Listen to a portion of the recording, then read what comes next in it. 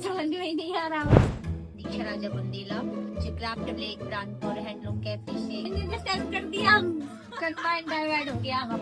ले भैया चाय ये जरूर पीके चाहिएगा। नमस्कार।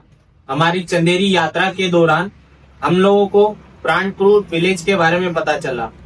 भारत का यह पहला क्राफ्ट विलेज है और इस विलेज में आकर हमें एक और कहानी पता चली यहाँ के हैंडलूम कैफे के बारे में।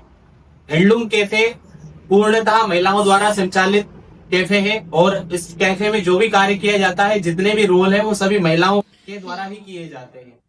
हमारे साथ खास बातचीत के लिए मौजूद है यहाँ की जो संचालिका है दीक्षा राजा बुंदेला। हम उनसे जानेंगे कि इस कैफे के क्या उद्देश्य है और इसकी क्या कहानी है। नमस्ते।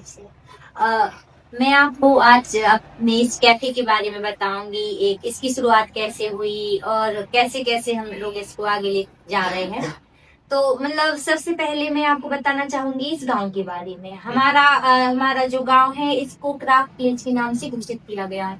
ये देश का पहला क्राफ्ट विलेज है, मतलब मध्य प्रदेश का तो है ही, मतलब पूरे देश का क्राफ्ट विलेज के नाम से इसको घोषित किया गया है। हमारे गांव में चंदेरी साड़ियां बनाई जाती हैं, उसके अंतर्गत ही हमारा कैफे आता है। चंदेरी को रिप्रेजेंट करना, जैसे आप देख रहे हैं इस कैफे में इसकी जो सीलिंग हुई है उसमें चंदेरी साड़ियां दर्शाई जा रही हैं। इसकी चेयर्स जो है, इसकी बनावट, हर एक चीज को चंदेरी से जोड़ा गया है। इस यहाँ का पत्थर से इसको मतलब इस पे सीलिंग नहीं करी गई है क्योंकि इसको चंदेरी में पत्थर की खदानें रहती हैं, तो इसको रिप्रेजेंट हर एक तरीके से चंदेरी को रिप्रेजेंट करना है ताकि जो बाहर से लोग आए, अदर स्टेट से लोग आते हैं, उन्हें हमारी चंदेरी की खासियत के बारे में पता चले कि यहाँ की खासियत क्या है। इस तरीके से इस कैफे की शुरुआत हुई। इसका नाम ही हैंडलूम कैफे रखा गया है। हैंडलूम कैफे इसका इसलिए नाम रखा गया क्योंकि यहाँ से हर काम एक लूट के तहत हो रहा है। जैसे कि चंदेरी साड़ियां बन रही हैं, क्राफ्ट से लेके मतलब कोई भी कार्य मशीनों द्वारा नहीं किया जा रहा है, इसलिए इसके का नाम हैंडलूम कैफे रखा गया और ये पूर्णतः महिलाओं द्वारा संचालित। इसकी शुरुआत कब हुई? सर इसकी शुरुआत 2024 एमपी टूरिज्म बोर्ड द्वारा हम लोगों को दिया गया। इसको पूरा बना के ट्रेनिंग करवा के प्रशिक्षण दिलवाया हम लोगों को। IHM होटल जो भोपाल में है, वहां पर हम लोगों को 10 से 15 दिन की ट्रेनिंग हुई। उसके बाद जब हम प्रशिक्षण लेके ही हम लोगों को हैंड ओवर करा।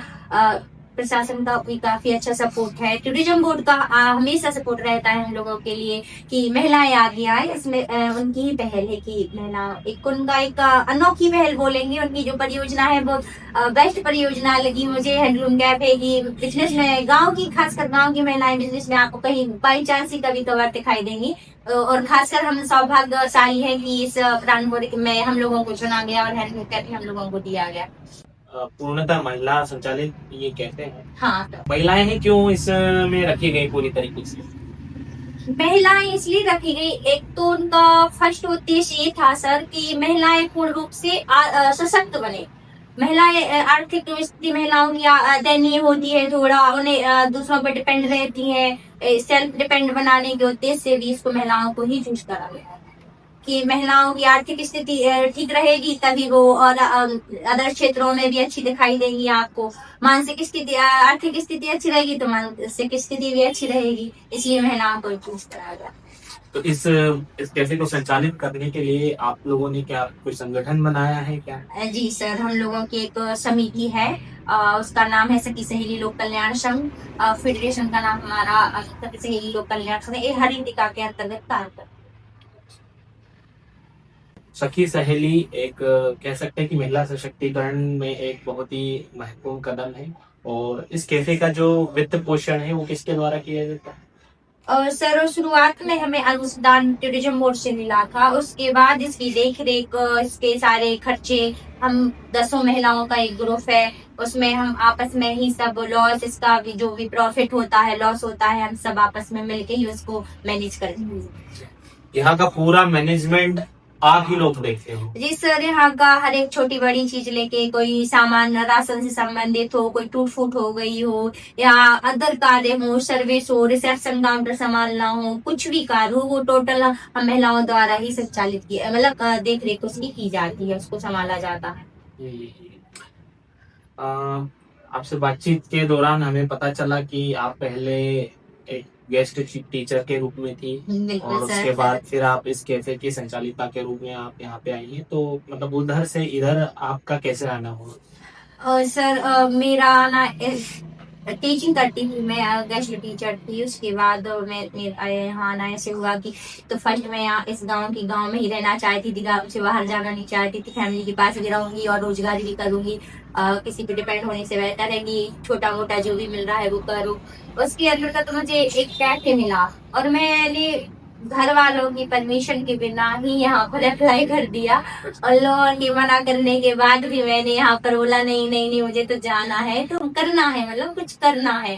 तो कैफे क्या है कि एक तो यहाँ के लोगों की थिंकिंग थोड़ी अलग हो जाती है। होटल्स लाइन में अगर अलग साउंड होता है, अरे वो लड़की है, वो होटल्स जाएगी, होटल चलाएगी, तो वो मतलब एक लड़की के लिए थोड़ी चुनौतीपूर्ण कार्य रहता है। फिर भी हम जो गांव की 10 लड़कियां हैं, उनने ये बीड़ा उठाया और हम उसको आगे ले जा रहे हैं।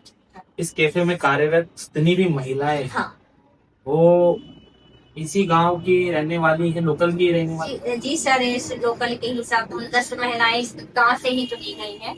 एक तो दो हैं जो चंदेरी से आती हैं, बाकी बिल्कुल प्रॉपर इसी गांव से हैं। और ऐसा नहीं है कि कोई भी इससे पहले फ्री बैठा था या कुछ कर नहीं रहा था। यहाँ पर रंगपुर में अनेक रोजगार है, जैसे बिजली बिजली का काम होता है, हाँ मतलब सिलाई कढ़ाई बुनाई का काम भी होता है, साड़ी बनाना भी होता है। तो सब लड़कियां अपना अपना एक पर्सनल काम करती थी। उसके बाद एक उन्हें एक नई परियोजना से जुड़ने का मौका मिला, जहां पर अपनी आइडेंटिटी मतलब पहचान बनाई जा सकती है इस जगह पे आके। क्योंकि अगर कोई सिलाई कढ़ाई बुनाई तो और भी महिलाएं भी कर रही हैं जिनकी कोई पहचान नहीं है, लेकिन यहाँ आके कैफे में आके हम लोगों की एक अलग पहचान हुई।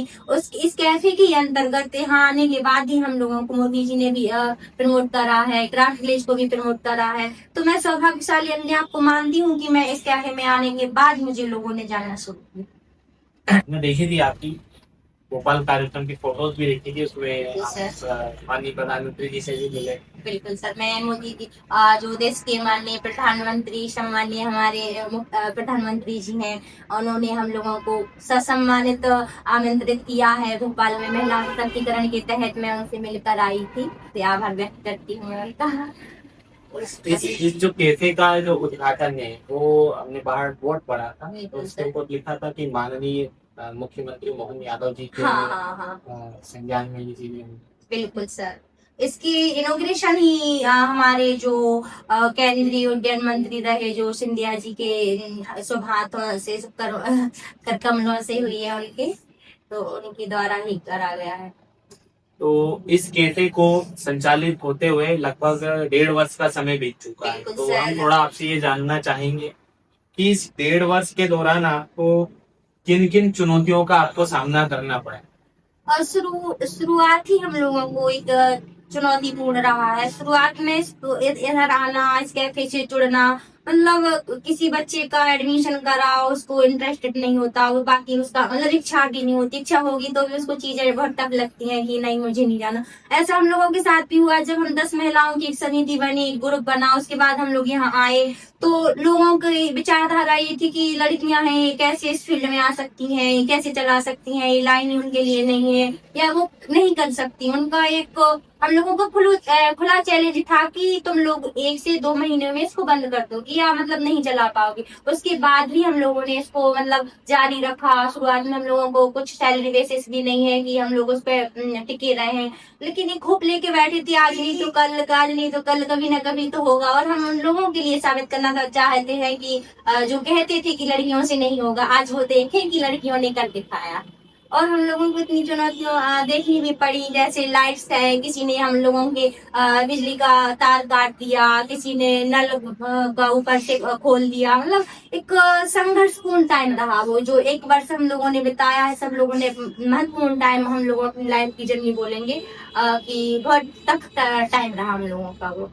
ये जो लोग आप बता रहे हो ये कौन, ये स्थानीय लोग हैं? कुछ तो अज्ञात में ही है, ज्यादातर तो हमारे स्थानीय लोग ही हैं जिनने लाइट्स काटी, लाइट्स की प्रॉब्लम क्रिएट करी हम लोगों के लिए, या कस्टमर को बहकाया कि वहां मत जाओ वहां महंगा है, कुछ कुछ भी चीज है वहां बोल देंगे, भ्रम फैलाया लोगों के बीच में, भ्रांतियां फैलाई कि कोई अगर हमने किसी चीज की प्राइस 10 रुपए रखी है तो उसको लोगों तक जा रही है कि वो 50 से 60 रुपए की है, अगर कोई 50 से 60 रुपए की चीज है तो उसको लोगों में बताया कि 150 से 200 रुपए की है। तो इस भ्रम में भी लोग रहे हैं ताकि इनका एडवर्टाइजमेंट ना हो सके या इनकी सेलिंग अच्छी ना हो पाए, इस वजह से हम लोग उदास रहते थे थोड़े टाइम के लिए, लेकिन फिर भी एक होप रहती थी आज नहीं तो कल, मतलब कभी ना कभी तो हम लोगों को अपनी जो सच्चाई है वो सामने आएगी, और वो हुआ भी सर। उसके बाद हमारे जो स्थानीय प्रशासन है, हमारे डिस्ट्रिक्ट के आदरणीय श्री आदित्य सिंह डीएम सर, उनने काफी सपोर्ट करा, पर मंथ हम लोगों को के लिए एक मीटिंग्स रखवाई, 100-150 लोगों की बुकिंग करवाई।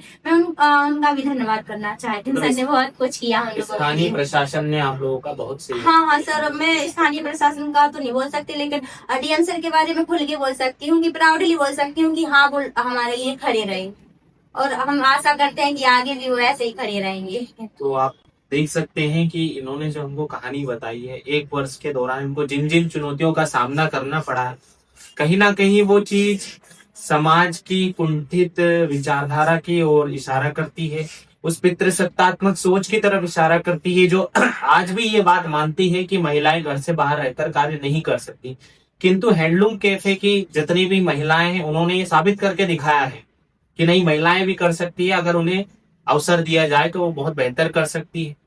दीदी मैं आपसे कुछ और प्रश्न पूछना चाहूंगा कि 1 वर्ष से 1.5 वर्ष के इस कैफे को लेकर आप लोगों की जो जर्नी है, तो अन्य महिलाओं को आप किस तरीके से मतलब प्रेरणा देना चाहेंगे कि वो कैसे आगे आ सकती है रोजगार के लिए, आर्थिक स्थिति अपनी सुधारने के लिए?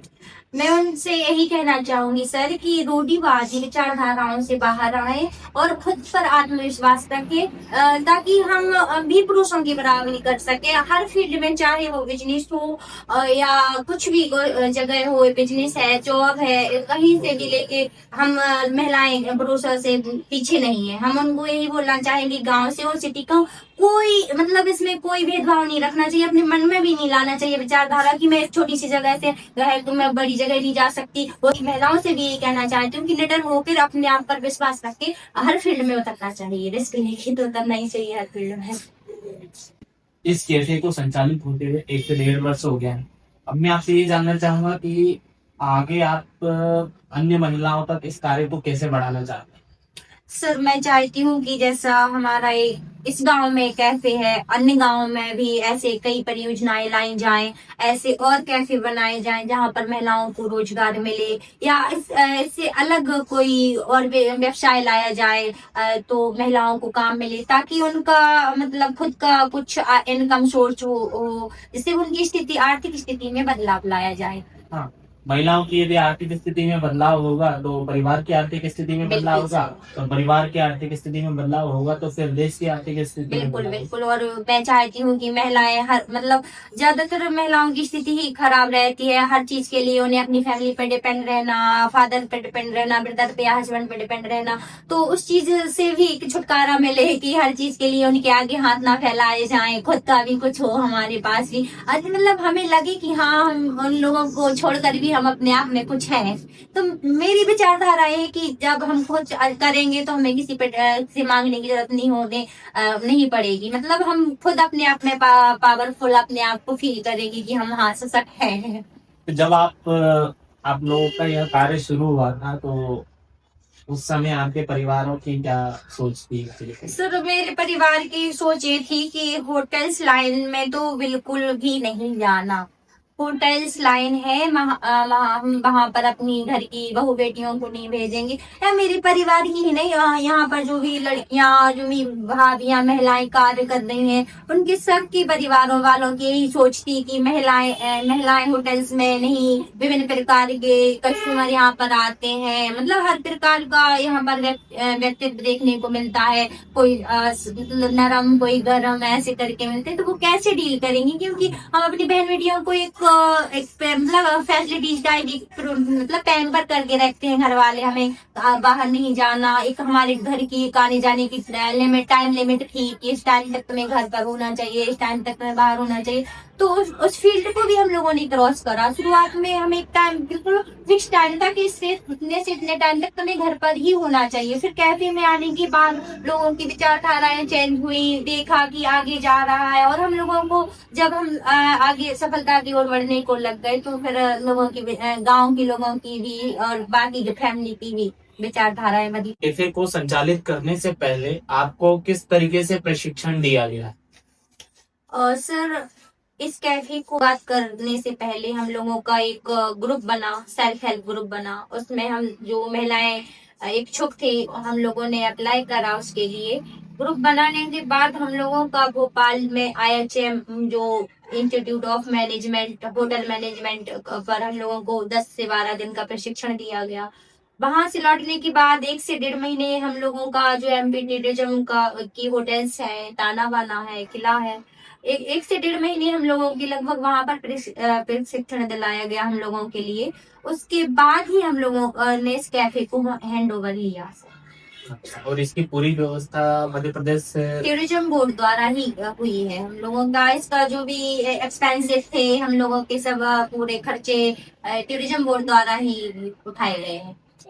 और जैसे आप 1 वर्ष से इस कैफे को संचालित कर रहे हो, तो बीच बीच में हो सकता है कभी मतलब आपको मतलब आय नहीं भी होती होगी, बिल्कुल तो सर, उस स्थिति में आपको जो सहयोग है वो कैसे मिलता है? सर, सहयोग तो ऐसा नहीं हुआ अभी कि अगर हम लोग लॉस में जा रहे हैं या आय अच्छी नहीं हुई है तो हम लोगों को यह सैलरी बेस पे रखा। क्योंकि हम लोगों की जो एक एग्रीमेंट हुआ है, 3 से 4 साल का एक एग्रीमेंट साइन हुआ है हम लोगों का, कि अगर कैफे लॉस में जाता है, प्रॉफिट में जाता है, उसके जिम्मेदार हम 10 महिलाएं होंगे, उसका भुगतान हम 10 को करना पड़ेगा। उसका इससे जो कैफे से जो इनकम हो रही है उसको का जो मतलब वितरण होता है वो भी हम 10 महिलाओं में बराबर हिस्से होते हैं। ऐसा नहीं है कि किसी को ज्यादा किसी को कम या पोस्टेड हम लोगों की डिवाइड हो, ऐसा कुछ नहीं है। किसी की कोई पोस्ट डिवाइड नहीं है, जैसे सबको सब काम आता है, लेकिन हम लोगों ने आपस में ही सब काम बांटे हुए हैं कि कोई काउंटर रिसेप्शन संभालेगा, कोई सर्विस में रहेगा, कोई सेफ रहेगा। मतलब हम लोगों जिससे मतभेद कम हो और सैलरी एक ही रहेगी तो मतभेद होने का तो कोई चांस ही नहीं रहेगा। क्योंकि मतभेद ज्यादातर पैसों की वजह से ही आते हैं कि हम इतना करते हैं और हमें उतना नहीं मिल पा रहा है। लेकिन जब हम लोगों का एक समान कार्य और समान वेतन की भावना से ही हमने अपने कैफे की इस प्रॉफिट को वितरण करने जो भी मतलब रखा हुआ है कि एक काम एक वेतन।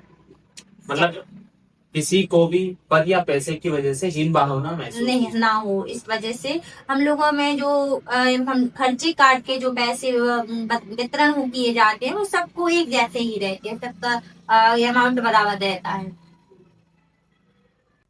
काफी अच्छा लगा आपसे मिलके और आपकी कहानी जान के, मतलब हम बिल्कुल रोमांचित हुए।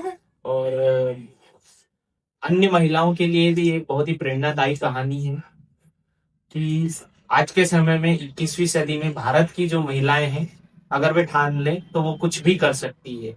किंतु थोड़ा उनको समाज से, देश से, स्थानीय प्रशासन से, स्थानीय नेताओं से उनको यदि सहयोग मिलता है तो वो किसी भी कार्य को बहुत अच्छे से वो कर सकती है और वो समाज में आगे आ सकती है। धन्यवाद।